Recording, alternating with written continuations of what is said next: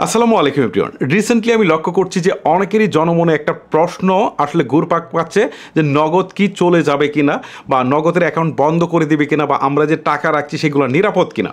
So আজকের এই ভিডিওতে সেটাই এক্সপ্লেন করব এবং আপনাদেরকে প্রুফ দেওয়ার চেষ্টা করব যে আসলেই নগদ চলে যাবে কিনা।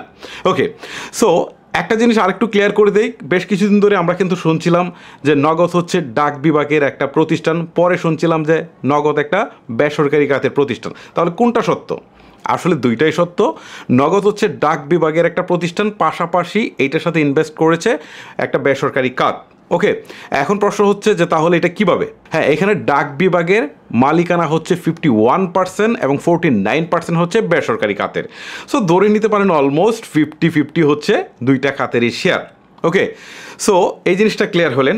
এখন প্রশ্ন হচ্ছে যে আসলে সরকার যেহেতু পরিবর্তন হয়েছে, তাহলে কি নগদটা কি বন্ধ করে দিবে কিনা, এটা একটু আপনাদেরকে একটু ক্লিয়ার করি, আমার মনে হয় দরকার আছে। কোনো সরকারি প্রতিষ্ঠানের সাথে আসলে রাজনৈতিক দল বা হচ্ছে প্রতিষ্ঠানে কোনো সম্পর্ক নেই, ঠিক আছে? ক্ষমতা পরিবর্তন হয়েছে, বাট কখনোই সরকারি প্রতিষ্ঠান পরিবর্তন হয় না বা বন্ধ হয় না, এটা সবসময় মাথা রাখবেন। এখানে ডাক বিভাগ কখনোই বন্ধ হবে না। সরকার যতদিন আছে ততদিন এইটা কখনোই বন্ধ হবে না। এটা জনসেবামূলক একটা প্রতিষ্ঠান, সো এটা বন্ধ হবে না কখনোই।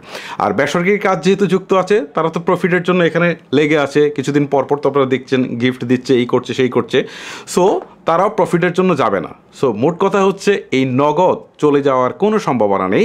আরেকটু আপনাদেরকে দেখাই, নগদের আমি নগদের ওয়েবসাইটে চলে আসছি, nogod.com/vd. এই সাইটটিতে চলে আসছি। আসার পর দেখেন এখানে বলছে একটা পপ আপ শুরুতেই প্রদর্শন করছে। এখানে বলছে সাম্প্রতিক নগদকে নিয়ে নানা রকমের অপপ্রচার চলছে। আমরা দৃঢ়তার সাথে জানাতে চাই যে আপনাদের সব ধরনের আর্থিক লেনদেনের সাথে নগদ ছিল, আছে, থাকবে। তারপর হচ্ছে লেটস গো, এখানে যদি ক্লিক দেই তাহলে দেখি আসলে নগদ কি বলে।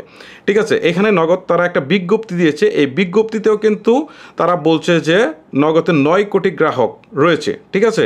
সো এখানে তারা ডিটেলসটা বলেছে। আমি জাস্ট আপনাদেরকে এই ডিটেলসটা না বলে সামারিটা বললাম, যে তারা আসলে তাদের বিজ্ঞপ্তিতে বলেছে যে এটা যাওয়ার কোনো পসিবিলিটি নেই। সো আমি আপনাদেরকে বলবো, যারা নগদে লেনদেন করছিলেন, নগদে টাকা পাঠাচ্ছিলেন, জমা রাখছিলেন, তারা এই কাজটুকু অব্যাহত রাখতে পারেন। আমার যে পার্সোনাল নগদ অ্যাকাউন্ট আছে, আমি সেখানেও কিন্তু টাকা রেখে দিয়েছি, কারণ আমি জানি সরকারি কোনো প্রতিষ্ঠান কখনোই রাজনৈতিক দল পরিবর্তনের সাথে সাথে যাবে না, বা যাওয়ার কোনো সম্ভাবনা নেই, বা এটা পসিবলও না। সো আপনারা অবশ্যই এই নগদের উপর ট্রাস্ট রাখতে পারেন। সো গাইজ, এই ভিডিওটা ছিল সচেতনতামূলক ভিডিও। সো ভিডিওটা যদি আপনার কাছে ভালো লেগে থাকে তাহলে অবশ্যই লাইক করতে বলবেন না। আজকের মতো আমি হিমেলিকে নিয়ে বিদায় নিচ্ছি। আল্লাহ হাফেজ।